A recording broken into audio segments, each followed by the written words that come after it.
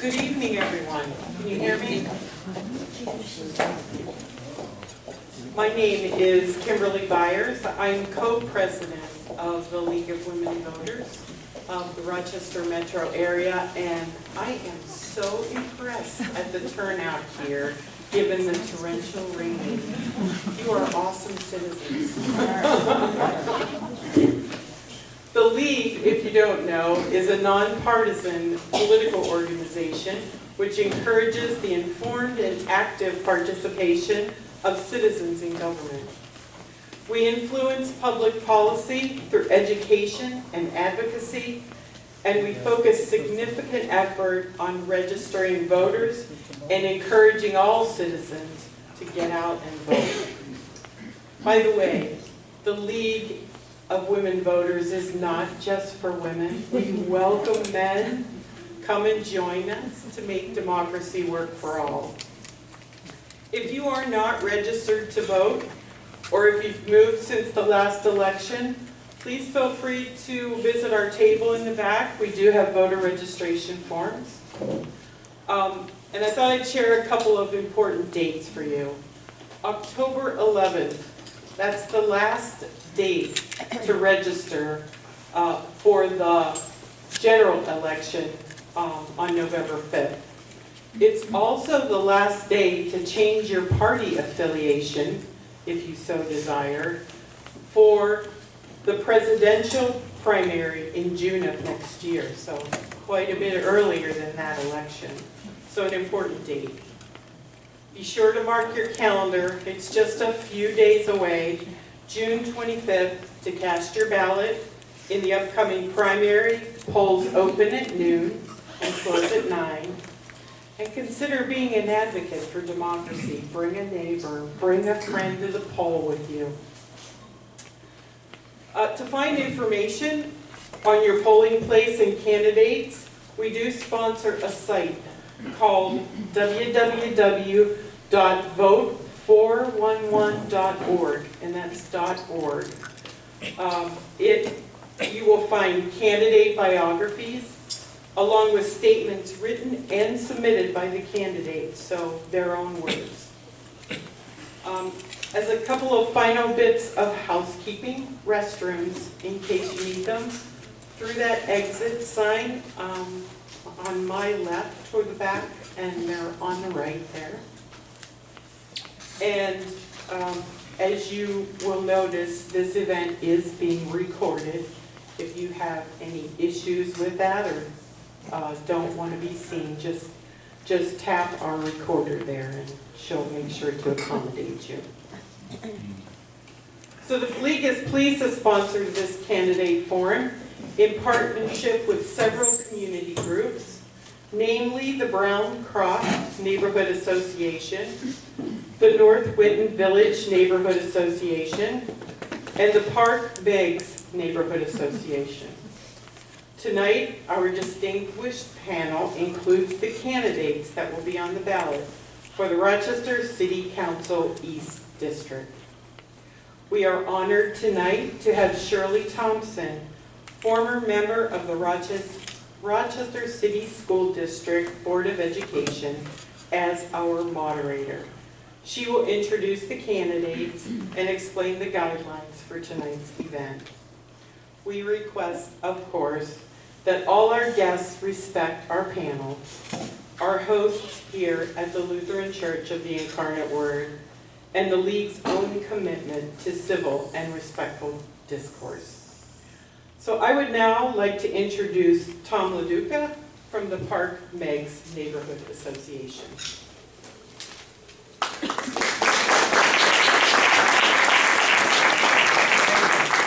To the Women League voters, to the candidates, to the fellow voters that are here tonight, good evening. My name is Tom LaDuca. I'm president of Park Meigs Neighborhood Association. And our association was established around 1960, and we've been very active since 1960. The other night I was watching a news broadcast, and it was based on a happening in a big city.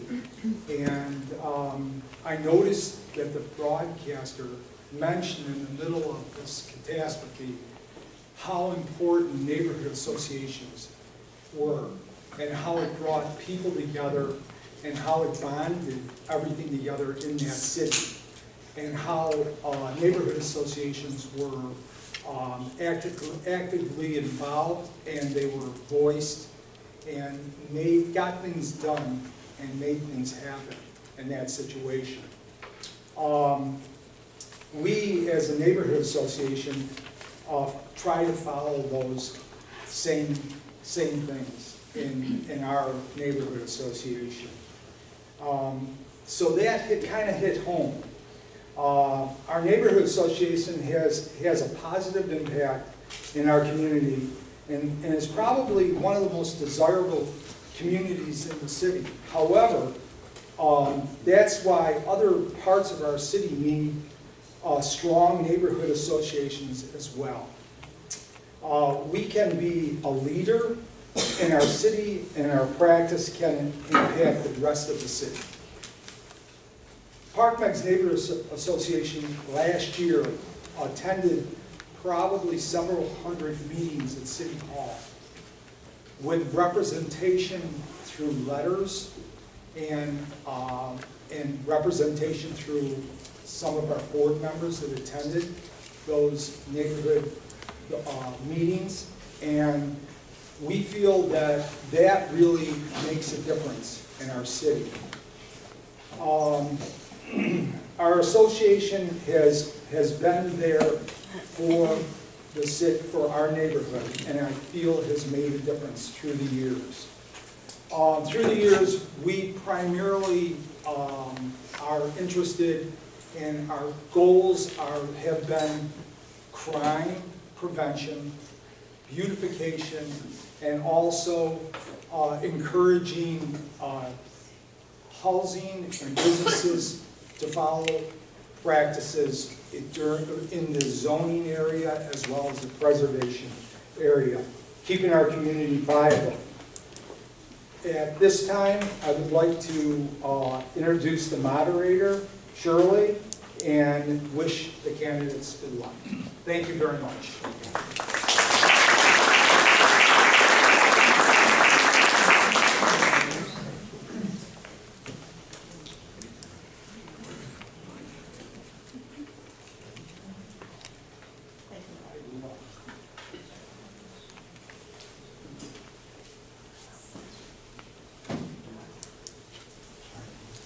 Things I don't travel without, my water and my fan.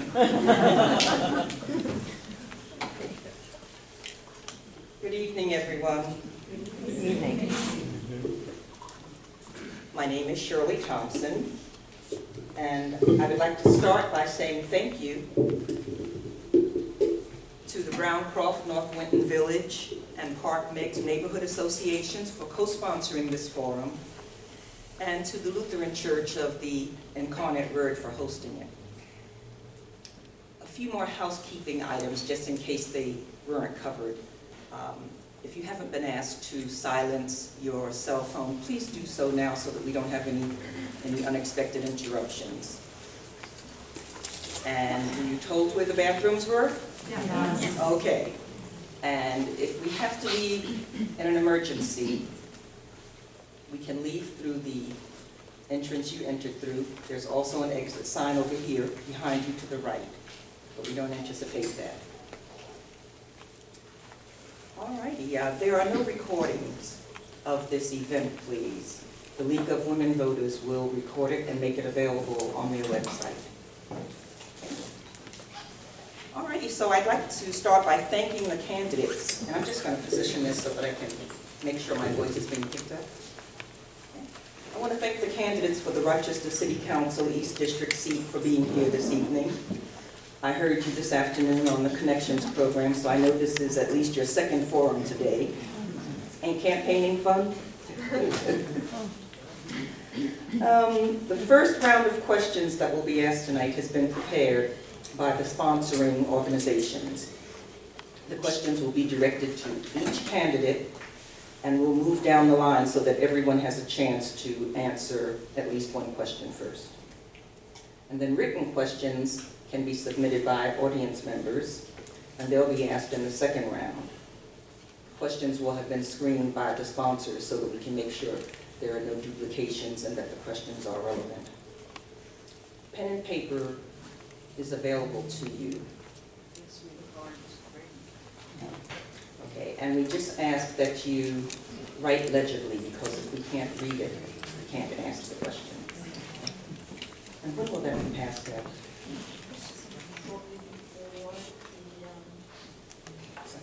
Okay. Okay, so shortly before, if you haven't gotten your paper and pen, raise your hand and someone will come and bring it to you. The candidates have drawn numbers to determine their seating order and the order in which they'll respond to questions. They will each have 1.5 minutes to answer a question. Visible time notices, candidates, will be displayed to let you know how much time you have left. And Judy Weinstein over here is the bearer of the time cards.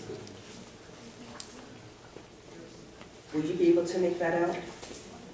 How much time is left on each card? The green is 30, yellow is 15, red is stop. Finish the sentence.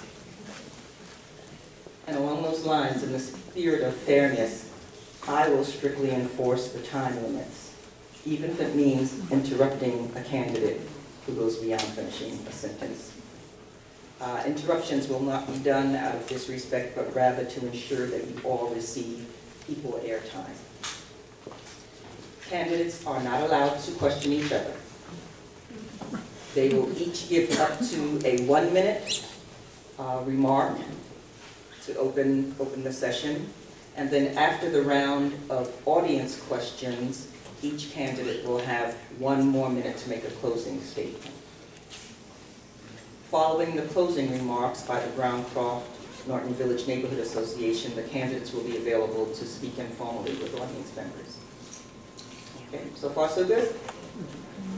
Very quiet group. We'll begin by my reading brief introductions that were submitted by the candidates. First, Wayne Harris here, immediately to my left, to your left also. Wayne Harris has served the city of Rochester for over 30 years as an advocate for neighborhoods, families, and small businesses. He believes that change is always accomplished when we work together. To Wayne's left and your right is Bryce Miller. Bryce Miller has owned his home since 2007 in the North Winton Village neighborhood. He writes that, and I quote, "Rochester is changing, and as a community, we need to make many different decisions about our future." He says that with your help, I want to see our neighbors put first. To his left, and further to your right, is Michael Geraci. Michael has lived in Rochester his entire life, besides his time at Lemoyne College and the University of Dayton Law School, and is the founding attorney of Rochester-based Geraci Law Offices.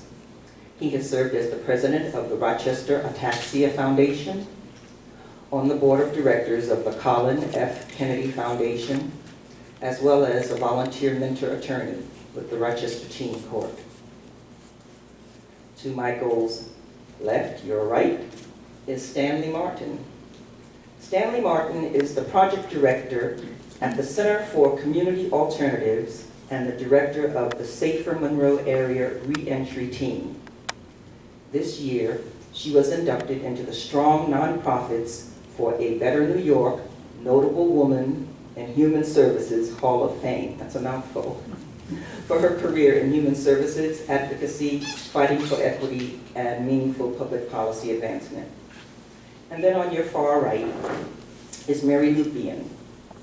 Mary Lupian, a Beechwood resident, is a mother, a bilingual city school teacher, and an activist in her community, fighting for affordable housing, tenants' rights, police accountability, better public transportation, and local climate action.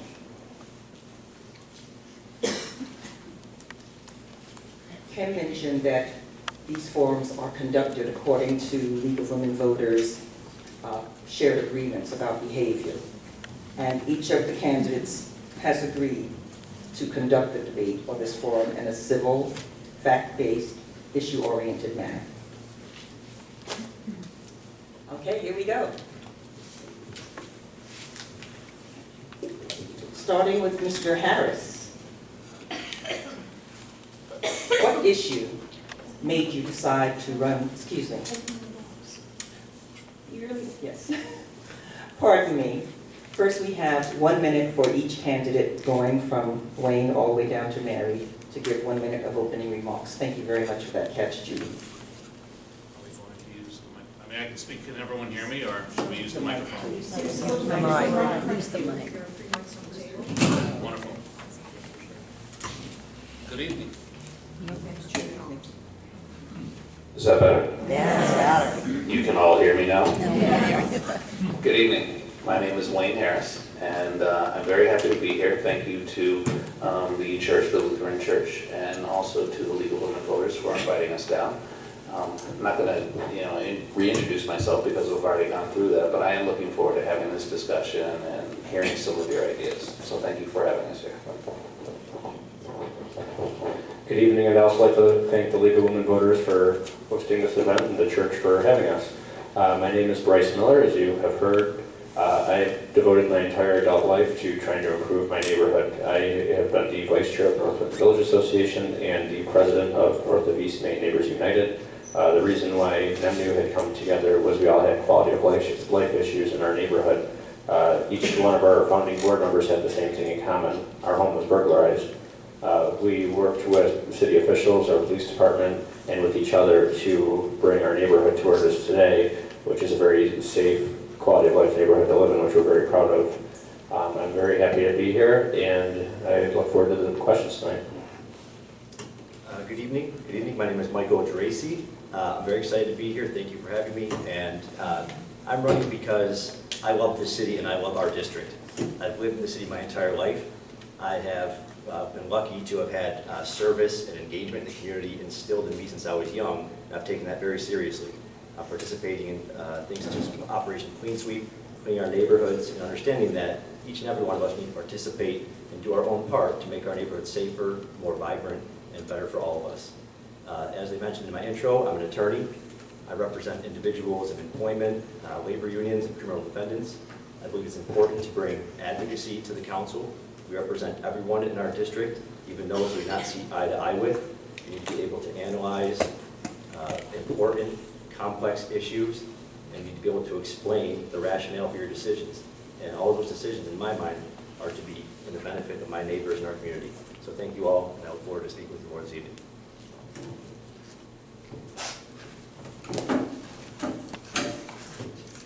The usual dramatic stance. My name is Stanley Martin, and I'm running to unwaveringly represent your interests and ensure that your voice is amplified when it comes to decision making in our city.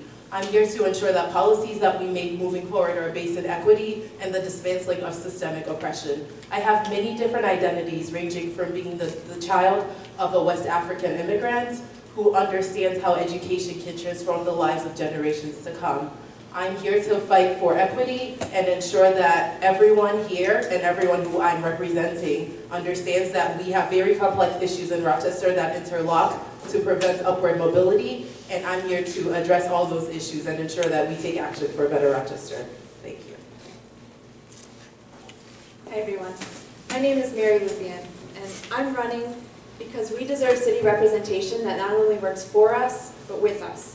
The people of this city, we know what we need. That's why we need our voices at the table, letting our city government know how they can support the success of our neighborhoods. I'm a mother, I'm a teacher, and I'm an activist in my community. And it's from that perspective that I can see how hard our families are trying to support their households, just to barely scrape by. And so we are fighting for a thriving and livable Rochester where everyone has access to a stable, quality, affordable home, where police are held accountable by the communities that they serve, and where our transportation gets us to where we need to go, all while leading us to a more green and sustainable future.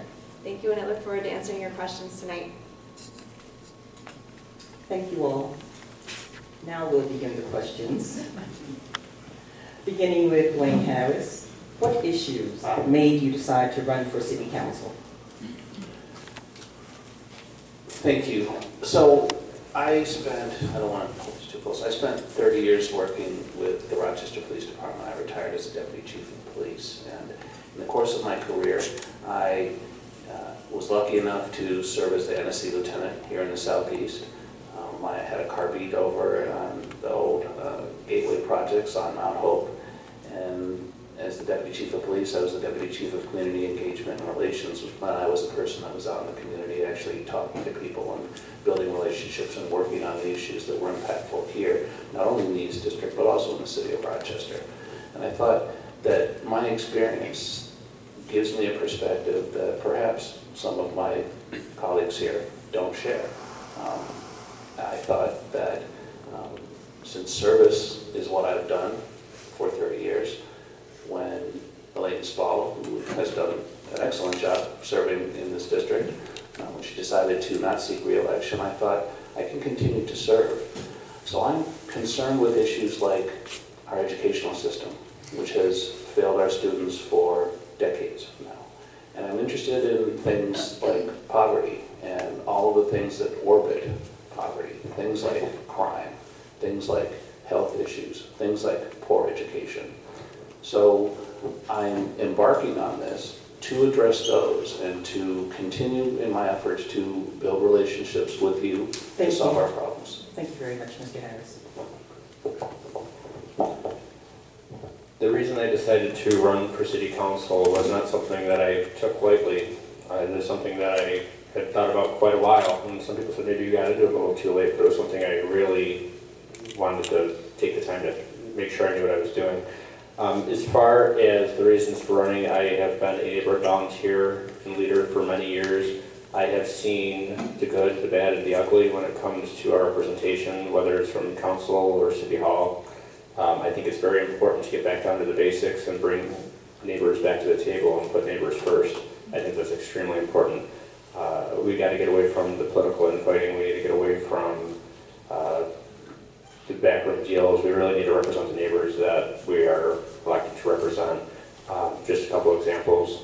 Cobb's Hill and our library parking lot in Northwood Village, which I can explain more later, are just certain items of where, unfortunately, the city has come to a deadlock with neighborhoods, and it's just a shame. We also need to work on our poverty, and we need to work on our schools. And I've met many people in my neighborhood who cannot even afford to clothe their children, and that's just a travesty to me. Thank you. So for me, having lived in Rochester my whole life and bought a house in North Wayne Village and never expected to leave, seeing our city named as one of the poorest in the nation was shameful and really was a rise to action for me. That, hand in hand with the state of our school district, tells me this is the time to be involved, and this is the time where action and advocacy are paramount and important. Another observation was, I think, unfortunately, the state of discourse when we're discussing these important issues. We need to remember, as a city council person, your duty is to represent everyone that is in your district, even those that you don't see eye to eye with. So you've seen some of the very complex issues surrounding police accountability, surrounding housing, and seeing, in my opinion, the back and forth of those meetings is counterproductive. And we need, again, to take a sense of balance, a sense of reason. We need to do things that are within the bounds of the law and things that will, again, advance important policies and practices that are in the best interests of our community and of the East District. And that's why I'm running. Thank you. So I've lived through extreme childhood poverty where we didn't know what we were going to eat. We didn't have furniture, and really understanding what that means for my family and people in my neighborhood was a huge trigger to run for this position. I'm the youngest candidate running for office. I'm 26 years old, and I hold a graduate degree in community mental health counseling from the University of Rochester. Within that time, I've worked at the jail providing services to the most vulnerable members of our society who are impacted by mental illness and substance use disorder, and we see them being criminalized because they're poor. I'm running because I understand what that means, not for the people who are being affected, but the larger community as a whole. We are as strong as our weakest link, and I am running to strengthen all our links and make sure that there is representation when it comes to people who are impacted by the policies we make. I bring in a very unique perspective with my human services and advocacy work, and I do believe that being an independent young mind, I can change the course of our future. Thank you. Hi, Mary Vivian. My desire to run for office was really born out of the work that I've been doing in the community for the last 15 years. As an activist, we organize the community, we bring them to city council, we bring them to county ledge meetings, and then we ask for the leaders to do what we're hoping. And it was really when I was working in the Bernie Sanders campaign that I kept hearing the message over and over, if you want social change, stand up and run for local office. And so after hearing that many times, I decided, why can't I be one of those decision makers? And really work with the community in kind of co-strategizing and, being able to proactively approach the community and let them know what's happening. And what's going on in my neighborhood with the displacement and the severe lack of affordable housing, it's really shaped my platform. These aren't issues that, I came up with myself. They're really born out of the community needs. And I'm really excited to be able to make some serious social change in Rochester. Thank you. Thank you all. Our next question I'll direct first to Mr. Miller, and then we'll move down the line. In addition to its assets, the Rochester community has a variety of challenges, many of them interwoven. What do you see as a key underlying factor of those challenges? Thank you for the question. I think a very large key to these challenges is our poverty in the city. There's a lot of people who just can't get by. They struggle. They have to find ways to get to work. They have to get rides. They don't have time to pay the attention to their children that they need to because they have to work multiple jobs, which hurts our education system, which ultimately brings down our graduation rates, and our children are being left behind. I think that's extremely important to help lift people out of poverty. We've had way too many nonprofits in the city that have not worked. We have too many people on payroll and not enough action. We really need to come together as a community and really help lift people out of poverty. It should not be a generational issue. At some point, we really need to get people on the right track to be successful. I think it's extremely important to be successful. As someone who grew up with a single mother who struggled to make ends meet, it is something very personal to me to know what does happen in the city, and I want to make sure that everybody does have that opportunity to be as successful as they possibly can, and in doing that we need to work together to make that happen. Thank you. So the question was, what are the key underlying factors of some of the challenges that we see here in Rochester? And Just to clarify, it's what is a key underlying factor? Okay, well, I want to say, jumping the gun, quite frankly, okay? Not analyzing facts and everything that we need to before we make decisions. And a key example right now, in my opinion, is with the proposed takeover of the school district. At a time when we have a recommendation on the table from the distinguished educator, when we have potentially 5 new school board members coming in, and when we have a new superintendent. I think that to pursue practices, policies, or a takeover in this case, without having considered some of our local resources, the expert advice, and some of the incoming elected officials that we are all going to choose very soon, that's a mistake. We need to have consistency, balance, and again, I keep saying it, but advocacy. You need to look at all points before we make these very important decisions, which affect all of our lives. A key structural underlying issue is systemic racism. Within our policies, within the framework of how we see people in our society, there's inherent racism. This is exemplified in redlining and the strategic systemic disinvestments in the neighborhoods of color. We see that this triggers poverty, the socioeconomic splitting of people who are poor and people of color in one neighborhood, then it's strategically disinvested in, and then they have a lack of access to quality education. The racial lines and the racial divides that have been generationally impacting our city really underline all the issues we see. Poverty is tied to racism, low socioeconomic status is tied to racism, and many of the issues we see are grounded in racism. So until we understand the role race plays in how policies are made, we will struggle to create effective policy that makes change. I am not sure I could have said it better. I housing is one of the main issues in my platform because it's so foundational to poverty.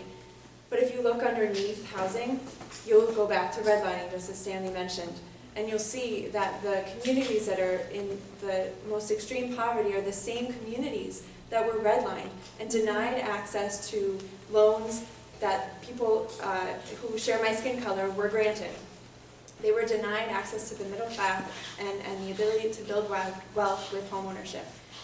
If you look at our police system, we're calling for accountability. Underneath that is racism. You know, we all share implicit bias, and especially with our police force who are charged with enforcing our laws, if we're not looking at our implicit bias and being instructed on how to root it out, then we can't fix the situation. So I do believe that systemic racism is our #1 problem that is feeding into our extreme poverty. So I think the #1 factor that's impacting the challenges that are facing us is a generational aspect of what's going on. The generational nature of the poverty that we're facing and all the problems that come along with that. The generational nature of our failed school district that has seen families grow up within the system and having kids, and those kids growing up in that system and continuing to fail. We have a society right now, we have a demographic in our community that can't help each other rise up out of that poverty line. And as we take a look at the things like crime, if we take a look at the things like mental health issues or just health issues, you know, I think if we focus on that aspect, if we recognize what we're dealing with as being generational and not just happening today, then we can start actually making or developing sustainable solutions to address them. Thank you. Thank you all. Mr. Geraci, you'll have first crack at this. How would you stop the flow of drugs and violence in Rochester? Well, that's an interesting question. A couple of things. First of all, I would support any legislation to decriminalize marijuana in the city. I think that's an important factor, and actually a lot of the judicial candidates and the DA are making the same, DA candidates making the same position. I think that it's very important we need to support our police, okay, as many ways as we can. Police, fire. I'm very proud and happy to see that they are proposing a new police station over on Goodman Street. It's beautiful. It's going to lie within the character of our community. And to support our sworn public servants and police officers is to help stop curb crime and to keep drugs and violence out of our cities. So I'd like to see more police officers riding around the community. And I think that we've done a fabulous job of having police engagement and presence. And again, by supporting those important institutions, our Rochester Police Department, that's how we help to curb and stop all crime. We must be extremely careful to not start a war on drugs here in Rochester. We know what happened when the war on drugs was started in our nation, and we know the results of that. It didn't work. Over-policing does not stop drugs and crime. Stopping drugs and crime comes with understanding the structural issues that propel people towards choosing a life involved in drugs and crime. When people don't have access to alternative opportunities, or they can't see an alternative future that involves being members of society who invest in the society, they're going to turn to the options available to them. We have to create strong communities and strong neighborhoods that allow people to have access to education, education to job opportunities, and education for even parents who have kids that are very young. Even creating programs or investing in these summer opportunities so children don't become delinquents during the summer. Those are the programs we as a city can invest into to address drugs and crime. Over-policing is not the answer. We have to understand that drug use and crime comes from a lack of options. Thank you. I think the way that we solve crime is that we understand that crime is born out of poverty and inequity. And there's an African proverb that really puts it well in that if a child does not feel the embrace of the village, it will burn it down to feel its warmth. We are failing our youth. They do not have opportunities. They do not see a viable future for them. They do not feel that their lives are valued. And so they act out of that. I work with 8th graders in the city school district, and I see how they are viewed by teachers that come in from out of this community and have a certain idea of what city kids are like and what our community is like. You know, the message that they give is that the key is education to escape your terrible communities and make something of yourself. And that makes them feel terrible about where they come from, their families, their communities. And it doesn't, if they do make it out, it doesn't give them the incentive to come back and make it a better place. So drugs, you know, addiction is a disease. Vivian. Thank you. We know how to do this. In fact, many of you here in this room, I see Mary's here, I see Marilyn is here. This works because of the neighborhood associations. That's how we stop crime. North Winton Village took on the drugs that were going on down on East Main Street. They tackled it. Mary, sometimes frighteningly so, but she got out there and she did it because she developed a relationship with the police department. They decided that it was no longer going to occur in their community, and they took care of it. That's how we get this done. Now, there's not a police agency on this planet that has enough resources to solve every single problem. The only way it can be done is through community cooperation and the development of a relationship between law enforcement and the community that it serves. So I'm actually very, very happy that Tom from Parks and Recs opened this up, talking about the relationship and talking about the neighborhood associations and the work that they can do. Because together, we can take care of the drugs, we can take care of the violence. That's how we stop it. Together, we develop strategies to address it. This is a very large quality of life issue in our neighborhoods and in our entire city, and it's not something that I take lightly. Unfortunately, I have a very personal experience with this. My sister, 10 years ago, was hooked on heroin due to the people that she had surrounded herself with and made some poor choices. Thankfully, she's still here and she's been clean for about 9 or 10 years now as well. But it is not something that I take lightly at all. It has devastated my family. As far as, you know, talking about poverty, poor people are not bad people. Not everybody turns to that life. Drugs are something that destroy families, and we need to make sure that we combat these heroin overdoses in our city especially. There's just too many families being destroyed every single day in the city and in the surrounding areas in the county. This is not just a city issue. We do need to support our police and our fire department. I think it is imperative that we work with our agencies to make sure that these people, our citizens, get the help that they need. And also we need to get the citizens beds. Thank you, Mr. Thank Mayor. you. I'm sorry, no. You can include whatever you'd like to say in your next response. And we will begin with Ms. Martin. Do you support the proposed referendum on the Police Accountability Board? And please use your time to explain your response.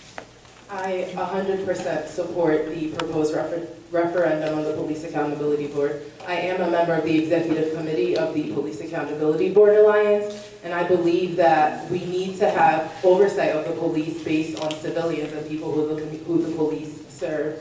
Far too often, the police are not held accountable for the decisions that they make that impact communities and end up in community distrust of policing. I think the Police Accountability Board can actually increase community trust in policing, because when a few bad police officers do bad things, they are held accountable, and police officers can also use the Police Accountability Board to report instances of misconduct without having to worry about whistleblower consequences and things that may deter them from otherwise reporting their counterparts who are engaging in misconduct. I strongly support anything that involves civilian oversight and anything that involves shared power in the community. So I just want to make a comment about neighborhood associations and crime before I answer the question, if it's okay. Neighborhood associations are wonderful, and North Winton Village did do a lot to reduce their crime problem, but I would like to posit that it didn't go away, it just moved. And unless you're engaged in transformative work with individuals, helping them improve their own lives, the crime is just shifting around. As for the Police Accountability Board, I am a strong supporter of the current legislation. I'm a member of the Police Accountability Board Alliance, representing mothers out front, and I've been fighting for this legislation. I too believe that it will ultimately create more trust in the community and help the police do their jobs better. You know, there's fear on both sides. And when you act out of fear, you make decisions that maybe aren't for the best decision. And I think, you know, with the Police Accountability Board, it will help reduce the risk on both sides and help the police ultimately do their jobs better. Thank you. I do not support the Police Accountability Board, and if I were elected to council, I would not vote for it. Primarily and fundamentally because it's punitive in nature. And it goes against the concept of community policing that the city of Rochester has determined, and quite rightly, is the best way for a police department and community to work together. If you're not clear, community policing is not an officer just, you know, waving as he drives by or walking down the street. It's a collaboration. It's a relationship between the police department and the community to collectively solve those issues that are impactful to both. That's actually the definition. I sit on the National Executive Board for an organization called NOBLE, which is the National Organization of Black Law Enforcement Executives. I've been working on this particular situation my entire career, and I can tell you right now, the best practices for making sure police or a police department does what it's supposed to do, and a community is as healthy as it can be, is for everyone to work together. Thank you. I am against the Police Accountability Board. That does not mean that I am not for oversight. I do think that we do need to make sure that everybody is doing what they're supposed to. That goes for any job. I do also believe that we can really make a difference with citizens and police. And I also believe that means we need to hire more police officers, in the sense of, if we have more police officers, our response times will go down. Are up, excuse me. We've had some issues with response times. As far as if they are able to have the response times, they can get out of the car, and talk with citizens and be able to engage, and citizens can trust the police more, the police can trust the citizens more. And I just think it's very important. As far as the PAB is a lot of money, and my concern is that we're taking a lot of money from our fire department. I'd like to know where the money is coming from. Thank you. So the question was, are you on board with the proposal for a police accountability referendum? A referendum at this point is a poll, essentially. It's democracy at its finest. So sure, I'm down to have the public vote on whether they would support a police accountability board at all. However, I am not in favor of the legislation that's on the table. I'll explain that in a moment. But first I want to talk about my background a bit. I started my professional career in 2012 as an attorney at a firm called Trebek, Christo, Salzer, and Andolina. I was very fortunate to start off representing labor unions, teachers, firefighters, and law enforcement.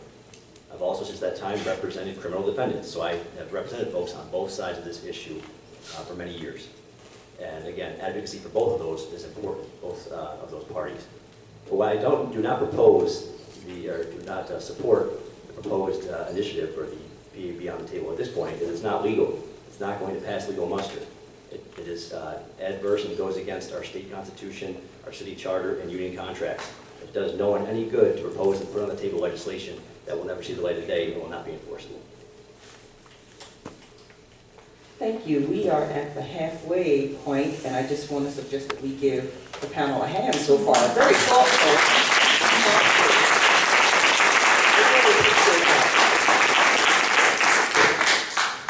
Plus, I needed to move my arms. Okay, the next question, Mary Vivian will be the first respondent. With our high school graduation rate hovering around 50%, how can we attract well-paying jobs that will raise people out of poverty? Well, I would like to respond, I guess, in a different way. I don't think it's about attracting jobs. I think it's about supporting the small and medium-sized businesses we already have. Statewide, half of our state workers are employed by small businesses, and the data shows that when you support small businesses, the money stays in our community and jobs are created where people live. So we have a program in Rochester called KIVA, which is a loan program that gives out loans not just based on your credit score, but also on your social credit.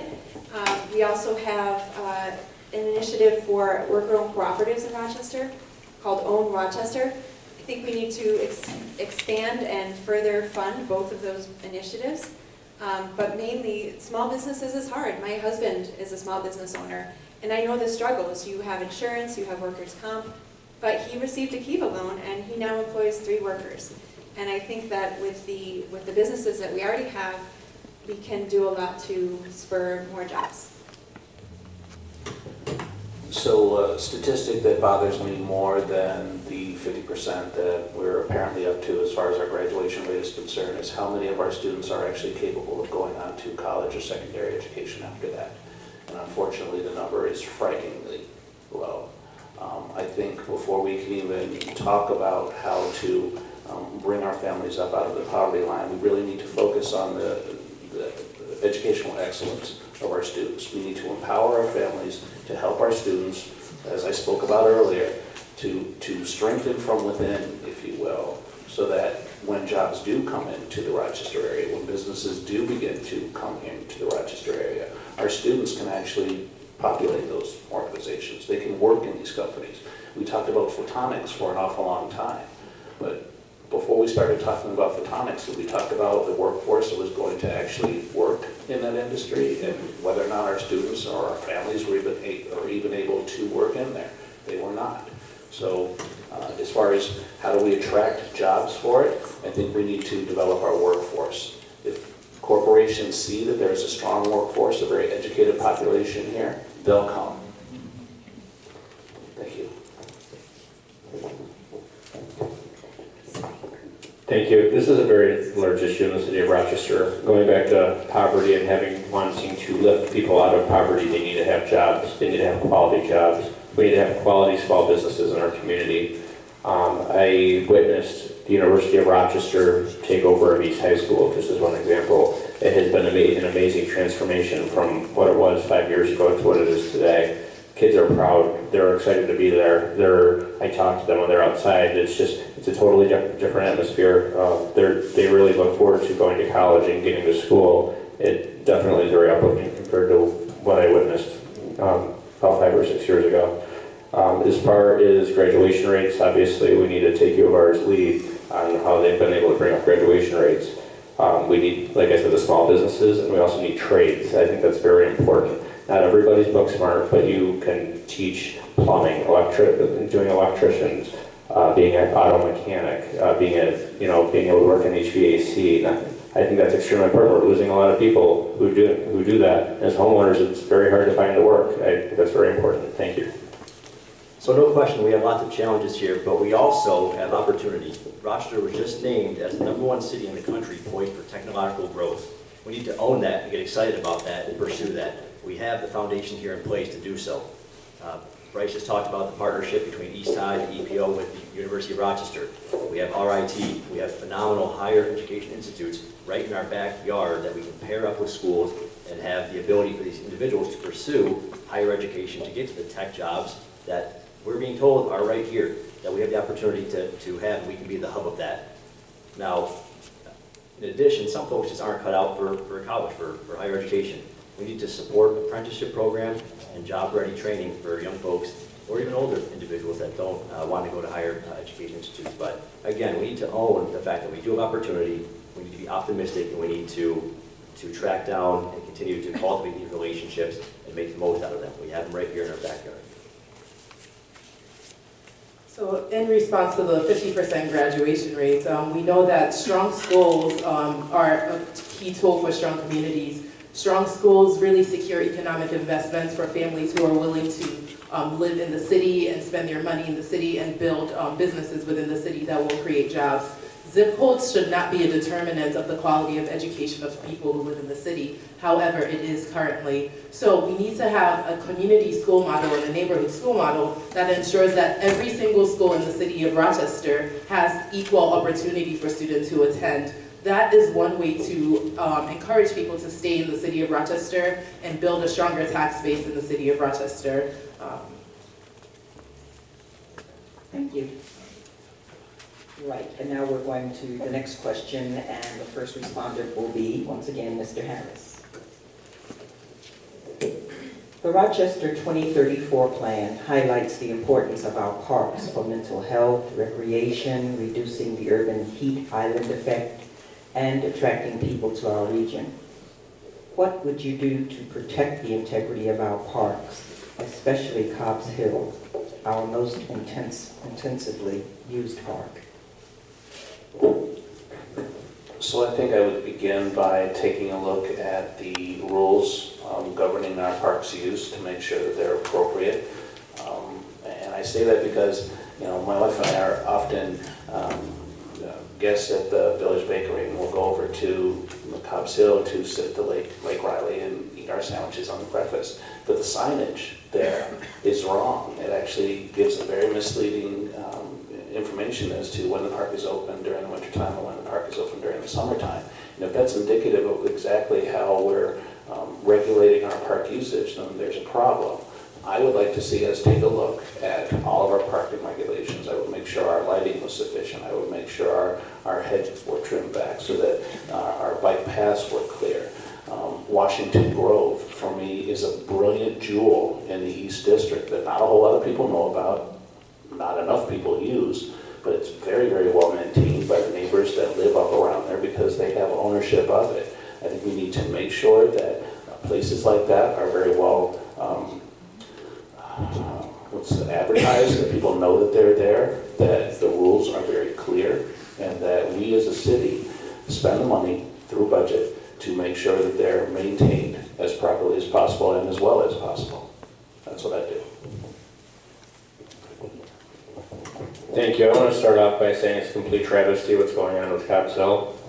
And not only is it a travesty for the fact of trying to put high-rise apartments in a park, that would not happen in many other cities, but also we have people who live in those apartments that I'm very concerned about that have been told their rents will stay the same, but for how long? I think that's a very, very valid question. How long are the rents going to stay the same? We should not be building more housing in parks.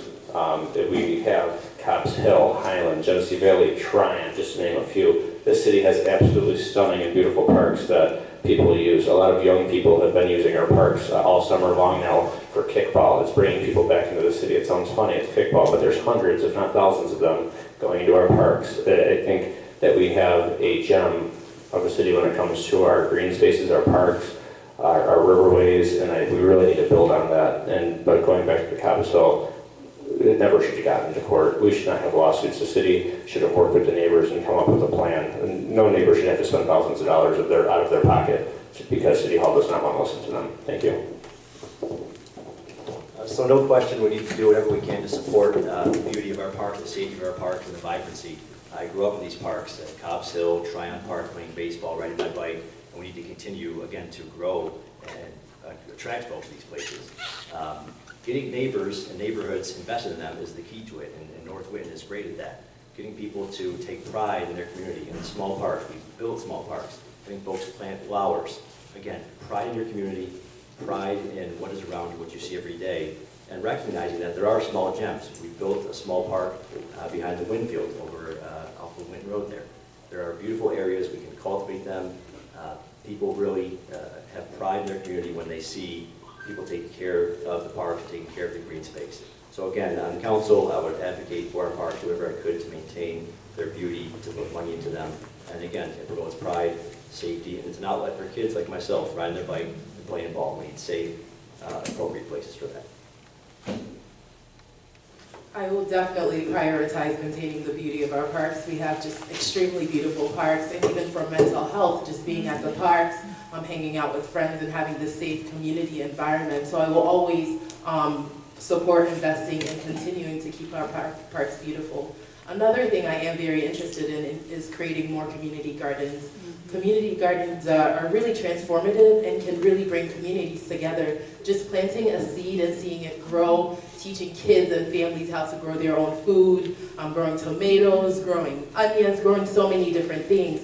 We definitely have a lot of open space to create community gardens, and I think we need to have a process where we encourage people to start different community gardens and getting the community involved. That was such a good setup for this question because it really highlighted why open green space is so important. However, there's another issue, is climate change. So, green space and parks help us filter carbon out of our air. So they're very important to me. And I also agree that the Cobb's Hill development is setting a dangerous precedent that our parks are open season for private interests to build high-end luxury housing. And if you all don't know, there's a GoFundMe campaign to help fund the appeal for the Cobb's Hill Village. I also agree that we need more community gardens. In my neighborhood in Parcells, we have many community gardens operated by churches and by neighborhood groups. And by giving the neighborhoods ownerships of their vacant lot, we can inspire and encourage more community gardening. And finally, I'll end with Parcel 5, our biggest open space in the city. And I believe that should be an open, flexible, mixed-use green space where the community can come together and really honor the legacy of Midtown as a community gathering space. Thank you. And we have another question about our school district, beginning with Mr. Miller. Do you support the proposed referendum on a state takeover of the Rochester City School District? If not, what suggestions do you have for improving the school district? I think it is premature to talk about the referendum yet, but how we can make big changes is when we go to the polls in November, there's plenty of school board members who have not been doing what they're supposed to for our children. Our children have been left behind. It is time for new leadership. We've had 5, 6, 7 superintendents in the last decade. It is absolutely ridiculous that our school board and our schools and our school superintendents cannot manage to work for the betterment of our children. I find it very appalling that the school district does not work well with the city of Rochester. The city of Rochester, at the end of the day, has to write a check for over $100 million a year to support the school district, but yet there is no conversations on where the money goes, and it's always he said and she said. It's not right. We're gambling our children's futures. Now, with being said, if this does not work with the new school board and we work on some things, at that point we may have to look at a referendum, because it's just something that is very important that we cannot dangle our children's lives. Thank you. So again, the question is whether I'd support a referendum. It's hard to say no. A referendum is democracy at work. It's folks getting their voice through the polls. So again, I would support a referendum, but I think it is premature, as Bryce said, because I do not support a takeover of our school district. I think that is extremely premature in light of the factors I said earlier. We have, again, the Distinguished Educators Report and recommendations. We have a new school board coming. We have a new superintendent. And we also have some proposed legislation from Assemblyman Harry Bronson, for instance, that proposes some actual changes that we can do using the resources that we have here at home.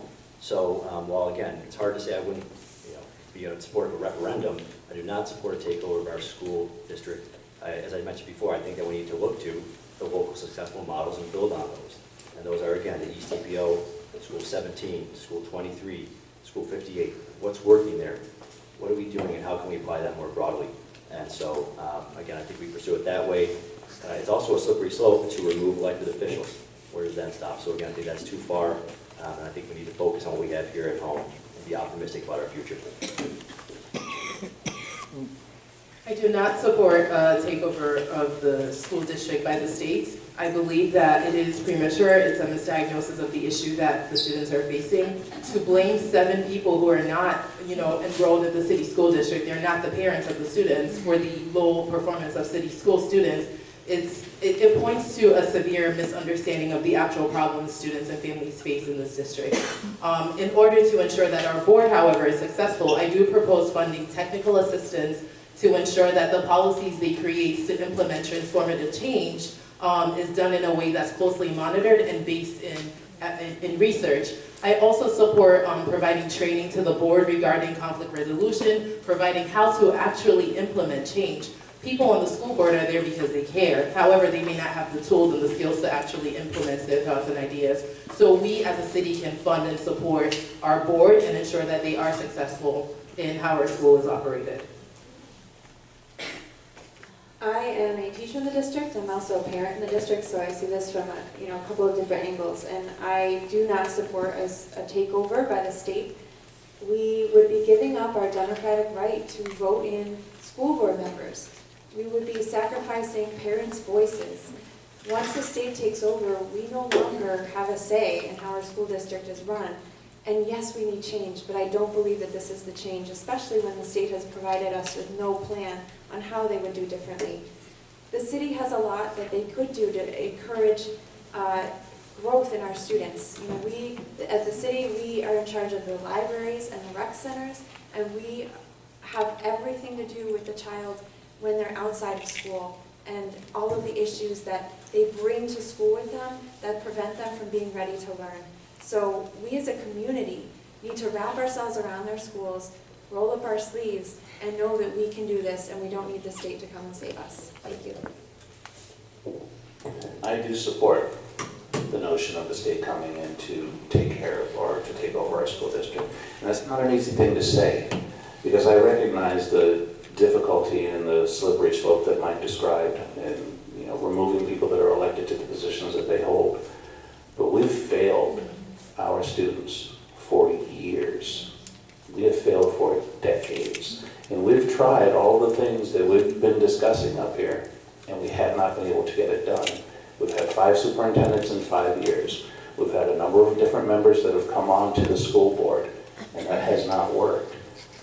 I'm going to support it, and I'll give them the 5 years to come in and try to turn something around, because I think it's necessary. And one of the most heartbreaking things I heard in my travels talking to people were families that were ready to move out of the city of Rochester because their kids were becoming school-aged.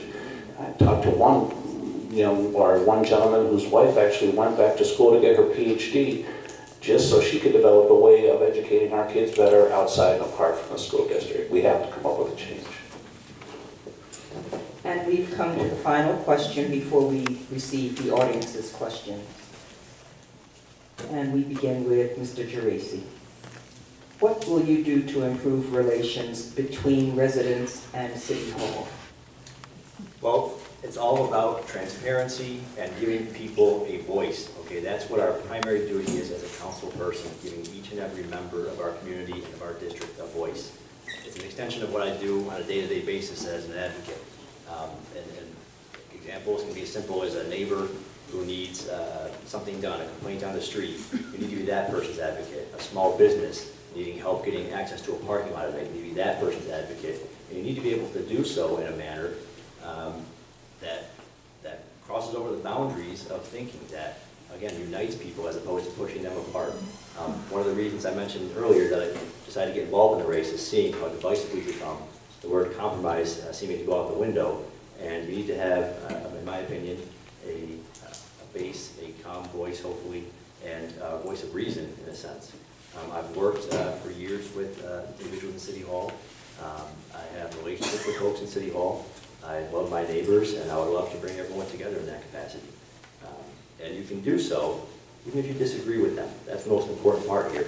But it's important to be able to look at your neighbors and at your community members and be able to, again, explain to them in terms that they can understand why you do or do not support what they need. And that's your function, your primary job as a city council person, is to be the ear, the advocate for those individuals in City Hall. I view my role on council as a role of service and ensuring that people have access to me. Therefore, I believe that we should have council meetings, not only at City Hall, but in different spaces in the community where people can access these meetings. I think we need to think about the times we're having these meetings, the barriers of childcare, the inability of people to have transportation to get to these meetings, and even people simply not knowing these meetings exist and there are meetings they can attend. We need to really focus on going door to door and letting people know there is an opportunity for civic engagement and your voice matters. We have to do that by actively showing people that their voice matters. We need to be where people are. Some people have physical limitations that prevent them from being able to move around. We need to get to spaces that are accessible where they can be a part of these meetings we have. Transforming the idea of we can't reach the people who represent us. We need to be in the communities of the people we represent. And I will be committed to ensuring that all my constituents actually know my name, know who I am, and know what I stand for. There's a saying that you can't expect people to come to your table, you have to go to their tables. The table at City Hall is pretty inaccessible for a lot of the reasons that Stanley mentioned. We do need to take into account that we can't just hold public input meetings at 6 o'clock on a Monday night and check our box and say, well, we got our community input for the 5 people that came. We really need to be proactive. We need to be at every neighborhood meeting. We need to be proactive with letting people know the legislation that's coming through. We need to be collaborating with neighborhoods in the development and asking them the kinds of things that they want to see. One of the ideas I had for being more accessible is to set up hours in the library. You know, just having hours in the community where people don't have to come down to City Hall. They can come to a place that they're already going. So I agree that we really need to step it up in the city. And I'll end with, we need to fix the city website. You can't find anything on there. And we need to be utilizing the tools that we have in technology. Everyone's got a cell phone. We should be, yeah, thank you. Thank you. I was successful in my career because I was able to build relationships and get out there and actually solve problems. And the way that you improve the relationship between residents and City Hall is... Can you guys hear me? The way you do it. So the way you do that is, thanks. The way you do that is to put yourself out there, to make yourself available. If I'm lucky enough to be elected to City Council, you're not going to have to come to City Hall to find me. I'm going to be out there talking to you anyway. I'm going to be on Parcells. I'm going to be on Grand. I'm going to be on Park Avenue. I'm likely going to be eating on Park Avenue. So that's how you do it. You make yourself available, as Stanley said. You put yourself out there. You remain part of the community. I'm your neighbor. I live right over here on Browncroft, or in Browncroft neighborhood on Yarmouth Road. I'm going to be very, very easy to find. I'm going to be Wayne. I started my career as telling people I was Wayne. That's how I'm going to finish my career, hopefully, as your city council representative. That's how I'll do that. I want to start off by not saying what I am going to do, but what I have done. In the last 10 years, I've pretty much made it my life's work to get to know my neighbors, to improve my neighborhood, to work with people, whether it has been putting flower pots on corners of streets or working with kids, to really take pride in them and water the flowers and take pictures with them, getting to know neighbors, having social events, making sure that everybody knows who each other are. I think that's extremely important to make sure that all neighbors know who represents them not only, but who their neighbors are. That has been very important to me. Also, we need to get back down to the basics. Realistically, you go to City Hall, whether you're a citizen, a neighborhood president, or anything, sometimes they don't seem that interested when you're talking. I think that's extremely disheartening. We need to really get out there and work for the people that we are elected to represent. And it's very important. We are the voice of our neighbors. We're not for political, agendas or backroom deals. We're literally in it to represent the people that we were elected to represent. Thank you. Thank you all very much. And we have a slew of questions from the audience. We'll move through them as quickly as we can. In the interest of time, I'd like to ask each candidate to take 1 minute to respond to these questions. Okay? Fair enough? And we'll start with Stanley Martin. If you could put forth one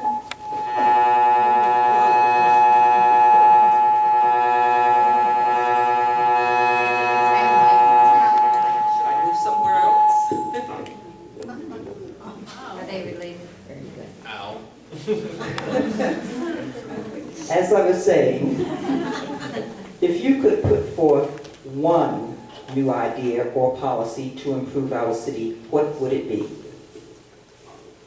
I would enact a Fair Development Act that Only have one of those on at a time. Turn yours off so while she's talking. Pardon? I think if you turn yours off while she's talking, they're somehow connected. I think. I don't know for sure. It's been working. I don't know if I can turn it off. It has to be turned off elsewhere. Go ahead. Testing. So I would enact a Fair Development Act where the legislation would require that development comes in a way that is very transparent and includes community benefit agreements. Before development is agreed upon, the community should, there should be proof that the community is fully aware of what's happening. There should be proof that people in the neighborhood have heard about it, have signed some kind of petition before it goes up. And there should also be proof of how tax breaks are assigned to one developer versus the other, especially when it comes to public money being utilized to incentivize development. The community should be 100% involved in developments, and there should be transparency and there should be inclusion in how developments plays out.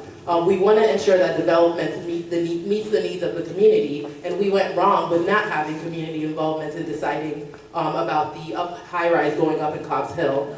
So we don't want that to happen again, and I think if we set precedents on how we go about developing new things with community involvement, we can really change the course of how things are done here in Rochester. Judy, would you just raise the yellow when there are 15 seconds left of their 1 minute? Not do the red, the green at 30? No. Okay. Okay. All right, same question, Ms. Lupian.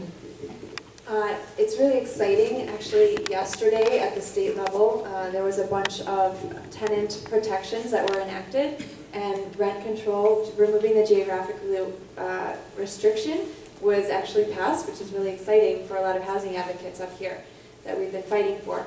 So we now have the opportunity as the city to opt in to local rent control. And some people may be afraid of that, but what that really means is that rents don't change right now, but it regulates the increase to no more than 4%. And right now, many of the landlords that I know, they're not even able to raise their rents more than 1%, but it really targets the low end of the spectrum where landlords are raising the rents 20, 30% in neighborhoods like mine, where they're not necessarily improving the housing, but the housing market can now support. Thank you. Thank you. I would institute a youth council. I would pull youth from every neighborhood in our city to liaison with city council, to advocate for themselves, to come into council and to say what was important to them, the way that they would like to see the city of Rochester grow and develop. And I would also ask them to be advocates for us in the community when questions about city government came up. The most powerful thing I've seen is the work that's been, or one of the most powerful things is the work that I've seen done with teen empowerment. They actually train those youth organizers to go out into the community and interact with their peers to change the game from the inside. I would establish a youth council that would be monthly, to liaison with city council to make sure that council was always pointed in the direction of those individuals that are going to be in charge of the city of Rochester in the not so very near future. My whole philosophy is putting neighbors first, and that's how I would start, is by putting our neighbors first. We need help fixing up our homes. A lot of them are on average over 100 years old. Depending on the neighborhood you're in, some neighborhoods are better off than others, but doing a lot of walking, even neighborhoods that are considered our best neighborhoods have a lot of elderly people or people who were hit by hard times that their homes need a lot of help. I think that's very important. We need to make sure our housing stock lasts for the next 100 years as well. I think we need to help city residents open quality small businesses and help employ our youth and help employ people in the city. I also think we need to get involved more, and I would do that by creating more technology where people can actually be able to advocate for their neighborhoods and themselves from their home. Not everybody can get down to City Hall. It's not always easy, but I think through technology we can really do something. Thank you. So while I think many of us drove here tonight, it's important to understand that in our district even, we have a major lack of access to transportation that we need to account for and be considerate of. And that affects many different things. It affects the ability to move and enjoy our neighbors and our neighborhoods and your bordering neighborhoods. But it also affects individuals' ability to get to work, to get to some of the job centers and hubs in the outlying communities. What I would do is I would again seek to look to the resources that we already have here. We have major, huge employers, University of Rochester, RIT, Paychecks. We have large employers that account for upwards of 60,000 individuals in our community. We need to incentivize those large employers to move their people and help us move their people, to provide direct transportation busing or bus passes. We can again utilize resources that we have here locally to help our people, to help our community, and to help individuals without having to reach out and take more money from taxes or from the federal government. Okay, thank you all. We'll start now with, did we not start the last question with Wednesday? We started the last question with May. Okay, all right, so I am right. Ms. Lupian, what exactly can City Council do to address the climate crisis locally? And if you are on city council, what specific climate actions will you propose? I am so glad you asked that question. I am a member of Mothers Out Front, which is a group advocating for livable climate for our children. Climate change can feel really scary, but it's actually, there's many concrete things we can do at a local level. And one concrete thing we can do is opt into community choice aggregation. Sounds kind of complicated, but it's really pooling our businesses, our public buildings, and our residences to go out to the market and bid for energy, kind of like a Sam's Club for energy. And in doing so, we get a lower price for renewable energy than we're currently paying now. And it would immediately switch the entire city over to renewables overnight. So I'm really excited about that specific policy. But we can also, incentivize local solar through that by saying that with RG&E, as local solar comes online, they have to buy it, which will incentivize more green jobs in our community. So I'm really excited about that proposal. Mr. Harris. I think I'm going to piggyback on Stanley's idea for the community gardens, and actually Stanley and Mary's idea for the community gardens. I had actually written something about that recently. I think it's a brilliant way for us to foster good nutrition, to teach a skill, and to also give back to our community, or give back to our environment, actually, so that we're a healthier society in general. I'm actually going to agree with pretty much everything my colleagues said up here today. I like the idea of the solar initiatives that we're putting forth. I'd like to see that expand. I'd also like to see us reduce our footprint of motor vehicle traffic by increasing our bike usage here in the city of Rochester. The bike rental program that the city has, I'm hoping that expands. I know they're considering going to scooters. I have some questions about that because I've seen what those scooters do in some other cities around the country, San Diego being one of them. I would like to do, or to look at ways that we can support our environment by investing in good stuff like this. I'm going to start with some realistic things I think that we could do pretty easily to combat climate crisis. I think we need to have a better installation program for our homes. I think we need to help people with new furnaces. As somebody who probably could use a new furnace, I know how much is going out my windows in my furnace every month. So that's something I'm working on. I think that we need to have window programs for restoration. I do believe in good beautification and zoning, so I don't always say we have to replace the windows, but we need to at least restore the windows back to their original charm, but also make sure that the heat's staying inside the house. I also believe that we need to have more tasteful LED lighting throughout our streets. I think that's something that can be done as well, as the city has already started doing an LED lighting program with most of our new street construction. And another thing coming from the car industry that I have noticed, for those who may be interested in a plug-in hybrid or an electric car, we're pretty far behind when it comes to a charging infrastructure. There's not enough chargers out there. It's something, being in the car industry, a lot of people have had a very hard time transitioning due to our lack of infrastructure in the city of Rochester when it comes to charging. Thank you. So I agree, we need to reduce our carbon footprint, with respect to climate change. We need to do that through responsible development and changes in our community. We need to, as a city council, we are reviewing proposals for change, for new builds, or for whoever it may be. We need to be critical of the developers and how they're going to be mindful of climate change and reducing that footprint.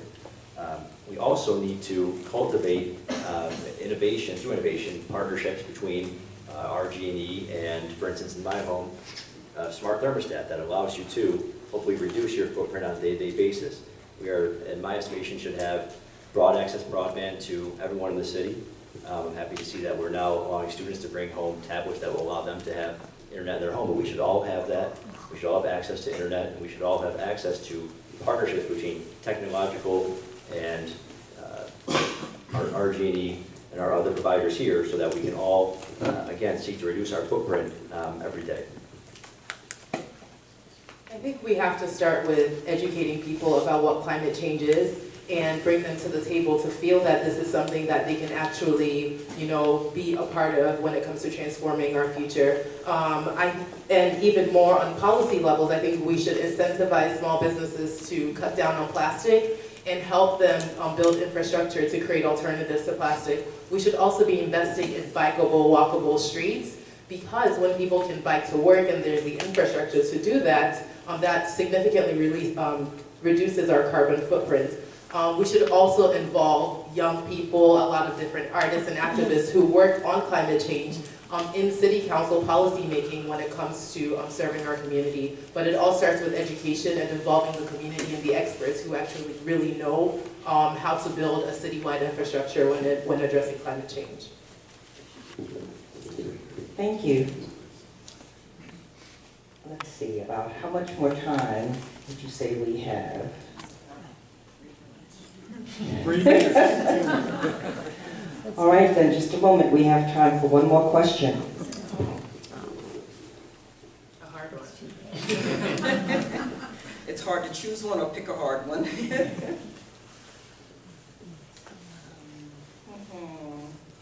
Just a moment, bear with me.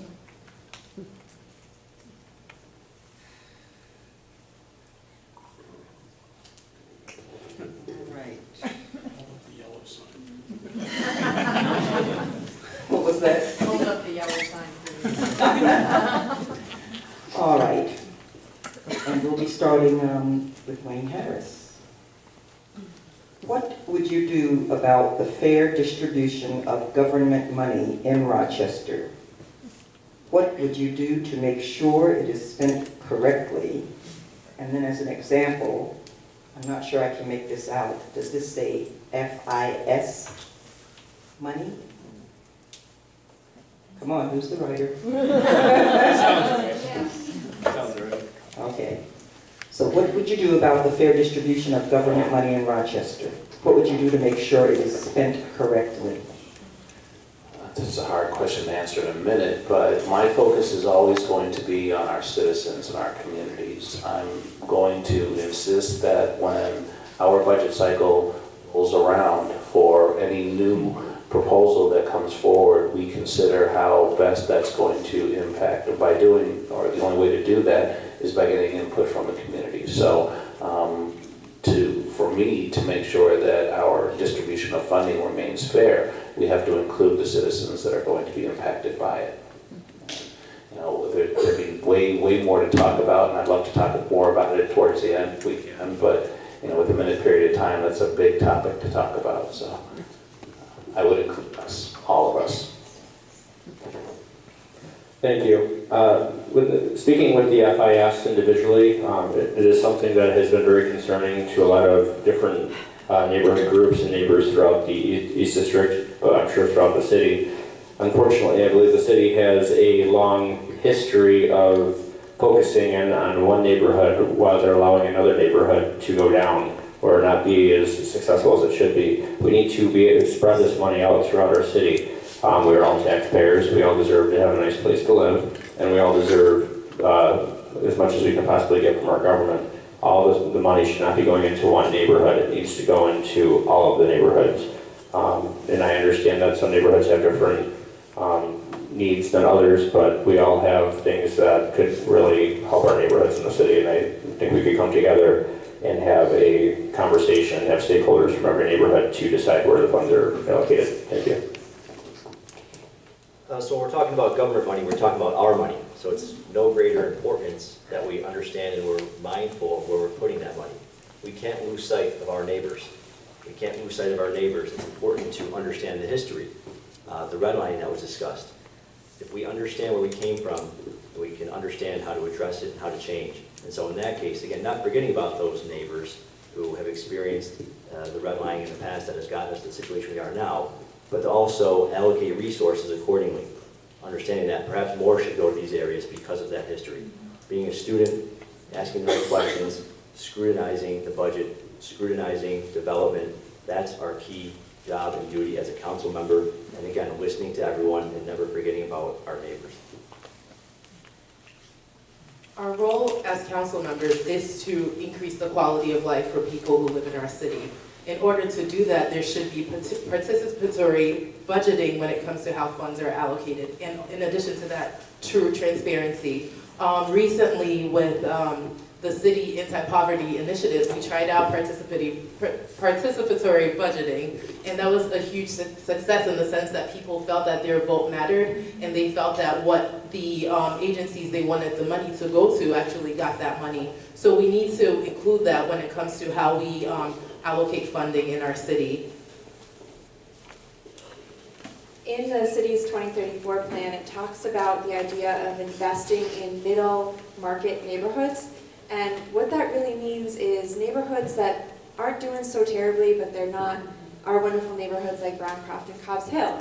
And I would suggest that those neighborhoods are already on the upswing, and investing in them will only increase the displacement that we're seeing due to gentrification. And the neighborhoods that have been historically disinvested, that are really bad off, we need to be spending our money there to bring their standard of living and improve their quality of life.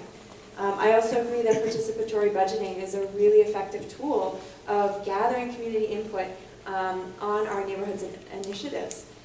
We've also been spending a lot of our money downtown, and we need to bring that money back into our neighborhoods. Thank you. Thank you all. Unlike your opening statement, I will not deprive you of your closing remarks. And so you have the honor, Mr. Harris, of giving your 1 minute closing remark.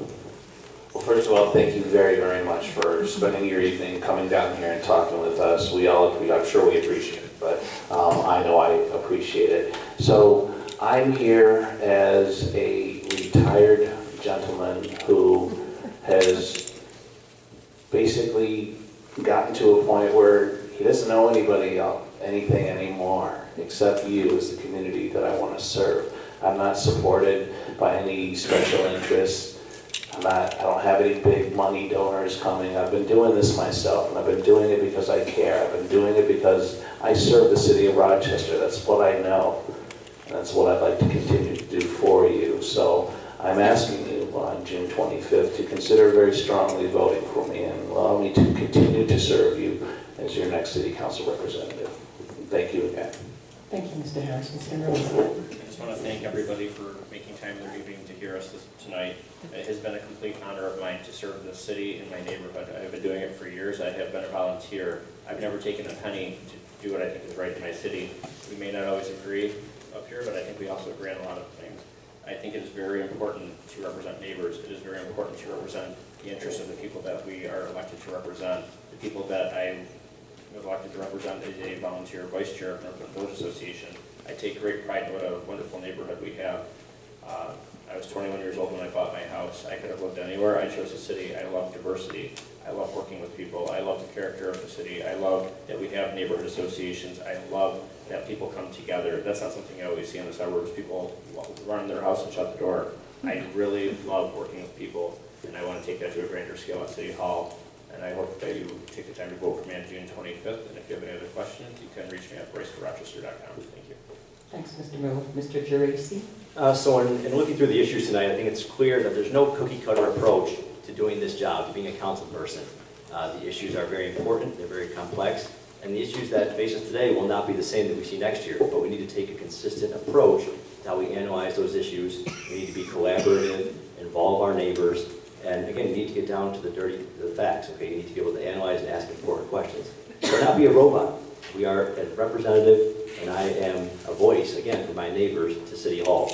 So taking all of those into account, I think that my skill set, my history, my love for this city, I'm never leaving this city, and I vow to bring passion, advocacy, and representation to each individual in our district for the better of our entire city. Mr. Tracy, thank you. Ms. Martin. So I hope you got a chance to get to know me today, but one thing I do want to point out is I am the only person sitting here who has actually sat down to write out policy regarding how we move forward in our city. I think that's important, and it says that I sat down, talked to advocates, talked to people doing the work, done the research, and figured out how we can move forward with our city. My background as a human services person, my background working to advance meaningful public policy really equips me to tackle the challenges in our city on a structural level. I am energized, I'm excited, I am just ready to really represent your interests, ensure that your voices are amplified, and make my role as a city council person a shared role where we have shared power and a shared seat at the table. Thank you. Thank you, Ms. Martin. Ms. Lupian. I just want to say thank you all for being here. Thank you, League of Women Voters, for really being an active participant in our democracy. I'm Mary Lupian, and I am running because I want us, our neighbors, and our community to thrive. As your city council person, I will work with you to create policy, to create more stable, affordable housing and protect tenants' rights, to improve our transportation system, to make our streets more walkable and bikeable, and to take local action on climate. I'm running because I want to break open our government and let the light shine in. I want to give the control, the access, and the influence that's been up until now reserved for only the wealthy and the powerful. I will work with you, for you, and by your side, and together we will make Rochester a better place for all of us. Thank you so much. Thank you again to all the candidates.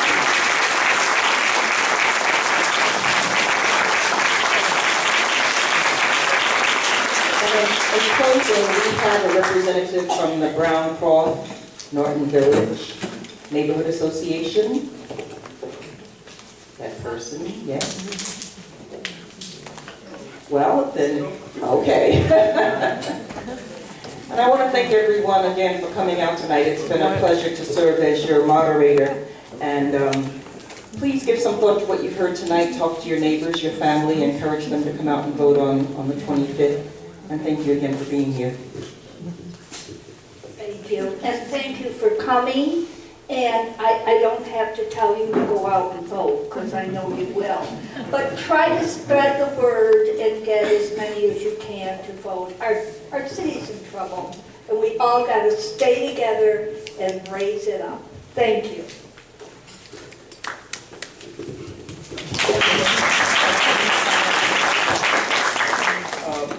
Thanks again to the Lutheran Church of the Incarnate Word, to the candidates, and for your courage to put yourselves out there, definitely. And to the League of Women Voters for helping to educate the electorate. That's hard and often underappreciated work, so they should be thanked for that as well.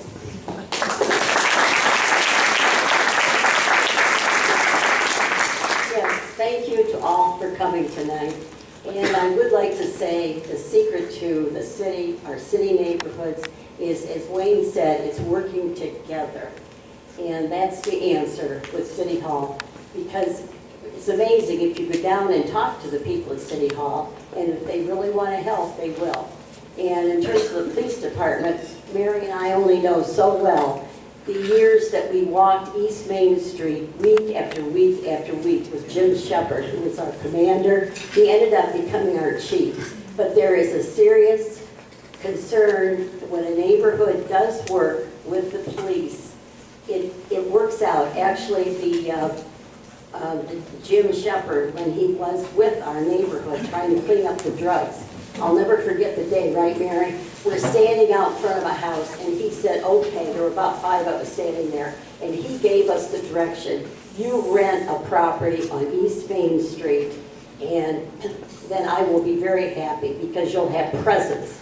So we went out, and that's what we're doing to this day. And Marilyn is the chairman of our festival that we have every year, because we earn our own money to pay, so we have a place for the police to come 24 hours a day. So we do have police presence. So that's an example how neighbors have to work together with the citizens that are representing us at City Council and the police department and everybody involved.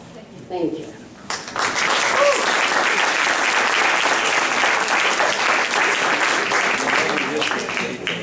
And the candidates would love to stay around for a while. I'm sure they just have some informal conversation with you, so please help yourselves.